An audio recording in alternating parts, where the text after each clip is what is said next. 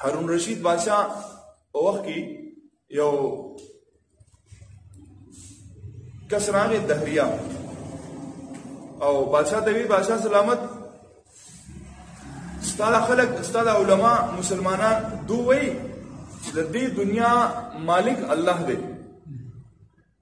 او زوی ما چې دا دنیا د ځان نه جوړه شوې ده د دې څوک چلونکي مالک نشته بس په خود به خوددار څه شي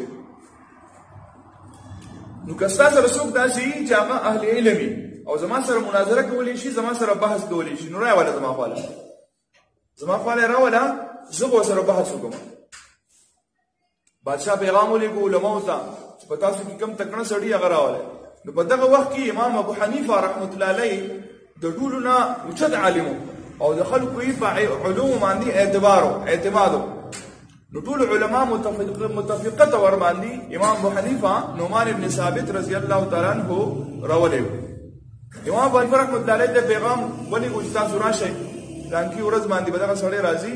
او تاسو راشئ امام ابو حنیفه رحمۃ اللہ علیہ ټیک ده صحیح ده زبردست شو ټیم مقرر شو مثلا 10 بجې راځي ورځي 10 بجې راځي اوس 10 بجې کله ټیم پوره شو او انتظار دی چې امام صاحب راځي 10 بجې تیرې شوې او ټیم په ورواړې نو هغه کم دهریه چې هغه یو ګوره کنه د قصاصو مليان دي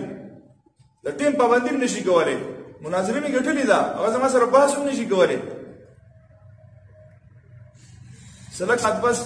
امام ابو حنیفه رحمۃ اللہ علیہ راغی هغه سټیج ته چې کله امام صاحب راغی نو هغه دهریه دی و د خپل وادي نه ولې دغه شوې په بوخ براتلی کنه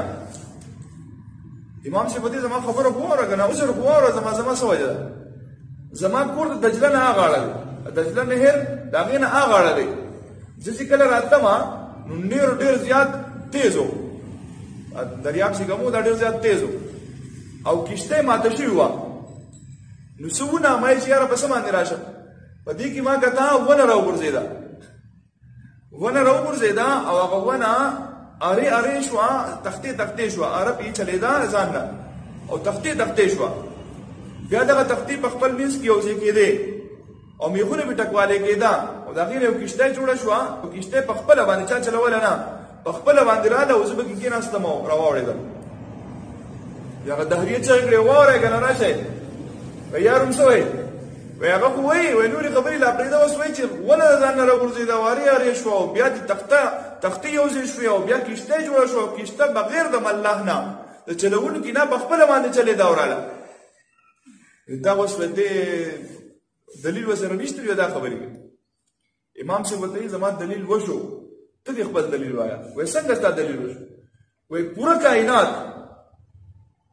پورا کائنات د ازمکه اسمانونو د موسمونو تبدیلی د اسمان د نظام د ازمکو د نظام د هواګانو د نظام د خپل فروټ د نظام د دنیا د غون نظام طبي چې دا ټول نظام د ځان ته چلیږي او زه د یو کشته ځان نه نشته لري یو کشته ځان نه نشته لري نه ځان نه جوړې دي شي نو دا پورا کائنات څنګه ځان نه جوړ شو ځان نه چلیږي دا جوړ کړی الله دی او چلای الله څنګه چې ته یو کشته نه منې چې دا ځان نه جوړې دي شي نو زه څنګه ومنم چې پوره کائنات د ځان نه جوړ شو ځان نه چلېږي څونه چې ناس علما او څونه چې خلکو باغازي کی هغه ټول واقعي چې امام صاحب دلیل ډېر زبردست ورکړی او کم چې دهریو هغه د امام ابو حنیفه رحمۃ اللہ علیہ هغه ذهانت او علم د سلام وکړو و زما توبه او زه هم د الله تسلیمو ما او د توحید عقیده او د الله